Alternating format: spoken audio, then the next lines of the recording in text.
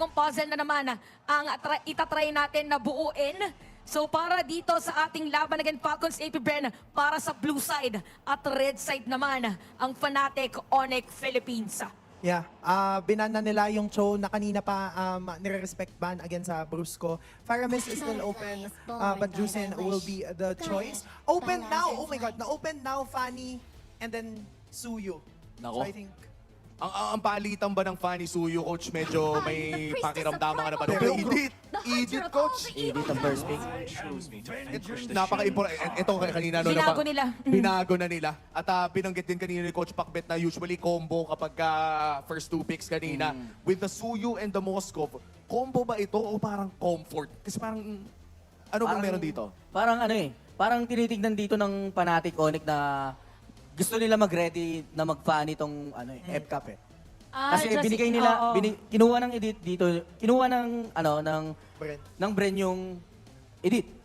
Pero dalawa pa kasi yung jungle eh, may Suyo pa tsaka Fanny. So nagre-ready dito yung Onyx Just in case. na mag-Fanny. Yeah. Kaya nag-Moskov sila kasi panahonan pa before. Talagang Moskov yung mga kailera pa nila, Saber. Ayan, so Ayan yung Julian. Zara. So kaya nila kaya nila Ginulian and Faramis. At ang mabilis na sagot na Eve. Why Ayun the na. Eve though?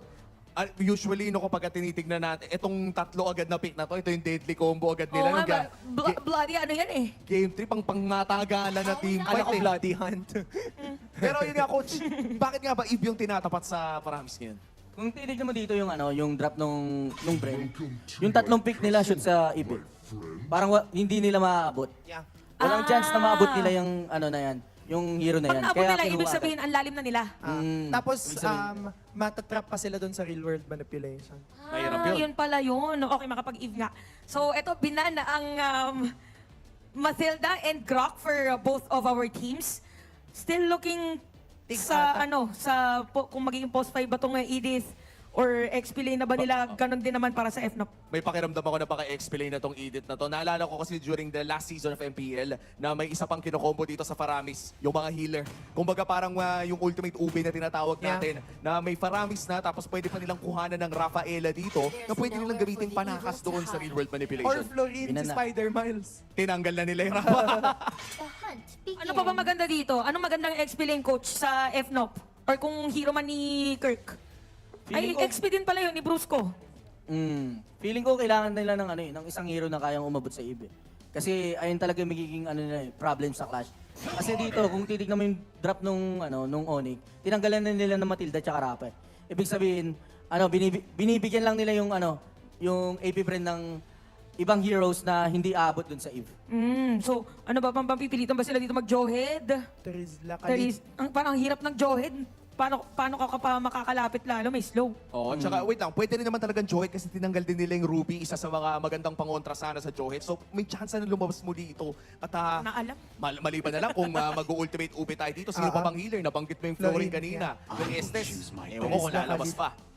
Dexter, it's our showtime. Ang sagot ay none of the above. Oo nga. So, yung Claude, yung panglikod nila ngayon, tama ba, coach? Tama. Ayun na yung naging solusyon nila dun sa sa Eve pick. Sa Eve pick. So, focus naman para kumpletuhin ang heroes ng Fnatic Onyx Philippines. Sa laning phase, ang makalalamang ba ay Moskov and Claude sa early? Feeling ko yung laning nung gold lane talaga ngayon eh. Parang walang lamang eh. 50-50. Lagi Oo, 50-50. 50-50. Pindutan. Depende sa rotation. Pero kung titignan mo, coach, yung draft, sino sa tingin mo mas lalamang? Kung titignan mo yung drop ng Onyx dito, mas madali siyang execute. Yeah. Kasi sa drop ng AP brand. Kasi medyo medyo maging crucial yung pwesto ni Prince for using Eve dito. Yeah. Eto, tignan natin kung gaano nga ba talaga magiging desisyon ng ating mga teams. Falcons AP Brand, may extend ba nila? Or Fnatic Onyx Philippines na ang pupunta sa Grand Finals at M6? Casters, pasok! Sabay-sabay natin yung alamin sa pagpasok natin dito sa game number 4. Fnatic Onyx Philippines laban sa Falcons AP Brand. Sobrang epic talaga ng rivals at dalawang komunal na ito. Again, matindi ang ating matutunghayan ngayon kasi nga naman nabanggit na nga isang hakbang na lang ang Fnatic Onyx Philippines. Diretso na yung ticket nila. Nagbubook na sila ng ticket Pero ang Falcons AP Brand nakakuha ng unang hakbang din nila. Isa. Nakarinig tayo ng Fearless Forecast. Kanina, di ba, nanonood din si Sanford. Natingin niya baka reverse sweep. Pero ang tanong, papayag kaya ang Fnatic Onyx Philippines, knowing that they're this close to reaching their dreams. They're this close to reaching that M6 spot para sa Pilipinas din. Alam mo, sa totoo lang, hindi ko na alam mga mangyayari dito. Pero alam ni King Kong na makukuha niya si Kyle TZ. First blood kaagad para sa jungler ng Diretso. Phantom Days PAP Brand. Ngayon, pasok din si Open. Kailangan niyang protektahan yung purple buff. At si Open, naku po, nakatapang ng escalator. Pero mabubuhay din siya dito. Hatak naman from Pew. Si Kurt ay nanganganib. At nakakuha din ng trade dito ang Fnatic Onyx. Phantom Days PAP Brand rather. There's going to be an early exchange para sa FDAP at FNOP, pero nakita natin kung paano rin na-capitalize si King Kong yung first blood and then eventually denying a purple buff this early for Cal TZ. Nabigyan na nga na agawan pa. Medyo masakit yun this early. Alam mo na, ako nalilito na ako kasi parehas may F sa unahan. Parehas Oo. may P sa likuran. At pares kay din ang kanilang jungler. Yun nga eh, parang hindi mo na talaga alam kung anong ano mo yung matututunan mo dito. Wait lang ha, si Kiko, nagamit niya yung kanyang retribution pero takas muna with that sword na enhance dito kay Kyle TZ. And si King Kong ay lamang na dito, level 5 to level 3, 2 level gap. Ang laking bagay na to, especially for Suyo this early.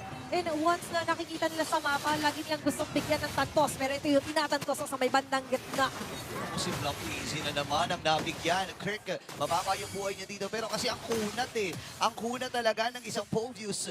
Pero ang sabi ng Falcon sa BBN, okay, huwag na tayo magkabul. Enough. Huwag na tayo muna ilaban. Kuha muna tayo ng mga resources muna at pahabulin natin si Kyle. At nakita rin natin kung paano yung naging epekto dito sa overall na Trinity doon sa may bandang mid lane. It's going to be a delay onto the levels and of course a delay onto the jungle para dito kay Cal TZ. Pero ang hindi madadelay dito is yung agarang vision na meron sila onto the first turtle na sinisimula na binuhol ng Falcon sa Brand. Okay, tumayip na kagad si Kirk dito. As if yung kanyang nagiging punteriya. King Kong na naman. Implosion! Implosion man. Wala kay Brusco. Sobrang crucial nito. Ngayon, unti-unti bumabagsak kagad ang Falcon sa Brand. Double kill para kay King Kong. 3-0 in 1 ang kanyang KDA. Sa may transition dun sa purple buff. That's going to be the punish that they want. Sobrang ganda nung Eve pick here para kay Super Friends. Wow. And napansin din to kanina nila Coach McBates and even our panel for Infinix Game Tambayan na nandun na naman nila sa pinakamundo ng Fnatic Onyx Philippines. Nagmamadali. Hindi na ba may lakad pero siya yata yung lalakarin dito. Ako pa, speaking of mundo, ako pumapasok na sa mundo dito ng Fnatic Onyx Philippines. Paano sa Fever Ladder? The Fnatic Onyx Philippines. Nalilig mo na naman ako. Ano ba naman yan? Pero si Pew dito, hindi na maandin. Nagsibat mula kay Kelra!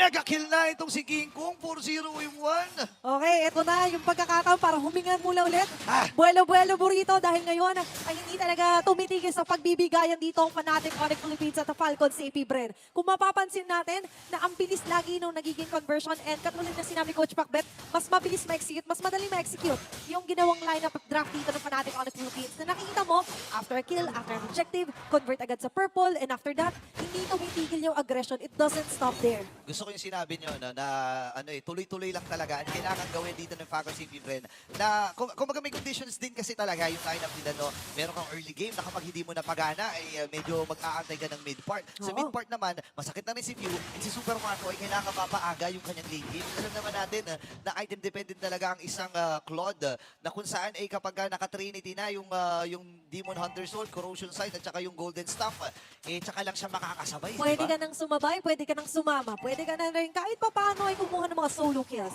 But right now, kita mo, andito na naman siya. Naagaw na naman. Okay, sinusulatan niya na yung mga pader dyan ng pangalan niya. Pero sa real life, huwag niyong gagawin yun. Pero dito, para sa Fnatic Onyx Philippines, they're establishing the kingdom, they're establishing their dominance. At ngayon, muli ay makakakuha ng pagong si King Kong. Ako, tuloy-tuloy ang snowball dito ni Kiko. Kailangan ng Pepreno, kailangan ng pipigil mula sa Falcon CP Bren. Pero parang si Super Marco ata nagiginig sa target nila. BMI out. Kasi alam nga naman niya, nasa medyo delikadong sitwasyon siya. Brusco yung nag-aapang. Nabili mo ng kanyang flicker. And then yung final slash, ulahan na kagad din si Brusco. Implosion lapit sa dalawa. Pasok! Hawak yan yung manipulation. Pasok na pasok sila doon sa square. Kiko nasa likuran. Tapang cycle 9. Nagamit na rin yung Nether Realm. Ngayon inaantay lang niya yung pagkatapos nun. At si Kyle TZ ay mamamatay din. Si Pew naman na magiginig sa target. Pinag-normal hit lang dito ni King Kong. Habang si Black TZ nakupuin na pangalan lang talaga. Kaya na mapapaflicker out din. Open yung mamamatay. Napakabilis sa mga transitions dito. Fnatic Onyx isa pa! Iisahan pa nila si Flap TZ. And unofficial wipeout yun. Grabe, kaliwat kanan, kahit saan ka lumingon, binibigyan ka ng non-stop MLBB action ng Fnatic Onyx Philippines. And you're right, unofficially nakita natin eventually lahat dito ay napatanto sa nila Ubus instead of Super Marco lang na nag-survive doon.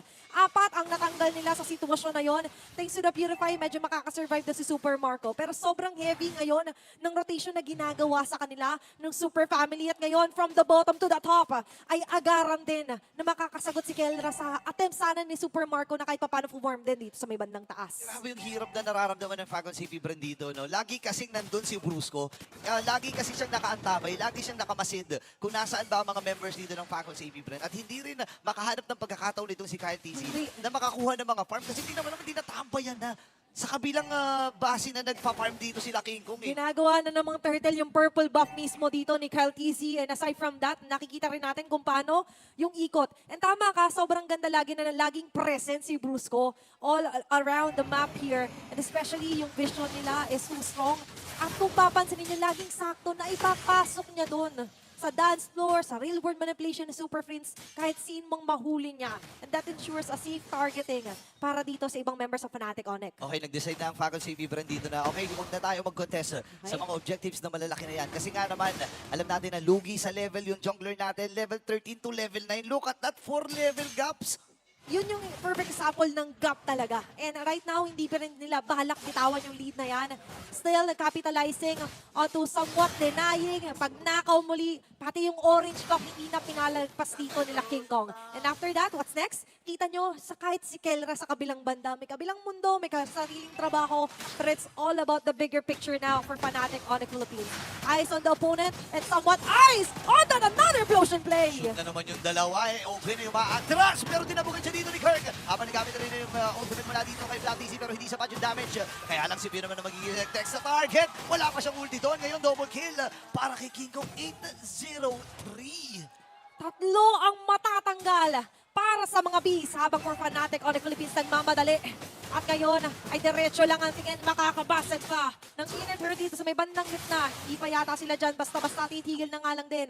Nakangat pati yung baba at unti-unti na naman nila nako-compromise yung positioning dito ng buong bees. Sakit ng mga pana-pana dito ni King Kong eh. Ang mahirap kasi dyan, ayun, hindi naman tumatagos yan eh, tapos ang layo pa ng range. Ngayon, kailangan gumamit ng Falcon sa AP Brand dito. Mahaba-haba pa naman ang panahon para makabawi sila. Pero yung mga aura dun sa torre, sa top end, sa bottom lane, rather, eh, sumabog na rin. Dun sa may bandang gitna ay natitira pa.